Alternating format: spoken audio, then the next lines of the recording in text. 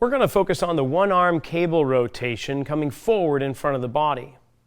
Now, I have this resistance band anchored off at about waist to chest level. And holding on with one arm, I'm going to bring the band across the body. Now, I can do that by using my bicep and bending into my elbow. I can use it with my chest muscles, my pectorals, by moving across the shoulder. I can use my waist muscles, obliques, abdominals, by rotating my rib cage and keeping my arm pretty static. There's many ways in which we can create rotation.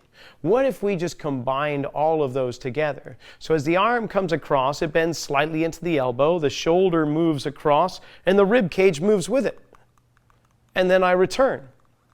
Am I able to do this and still keep my head squarely positioned directly or vertically above my tailbone or my hips? Or do I find myself leaning forward or leaning over in order to try and achieve the movement? Well, if that is the case, then maybe the resistance is too much, because what we're trying to do is maintain a nice vertical axis from which to rotate around.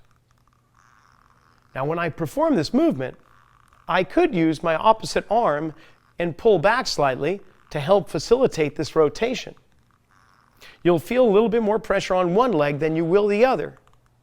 But the goal here is to integrate the whole body to create this rotation.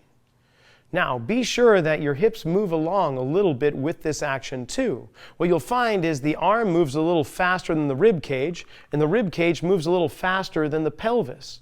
So what we'll have is these muscles engaging first, moving down into here, and then eventually into the legs as the pelvis begins to rotate also. If you perhaps feel it in the lower back, chances are, and I'm not sure, but chances are most of the time that the hips are not rotating.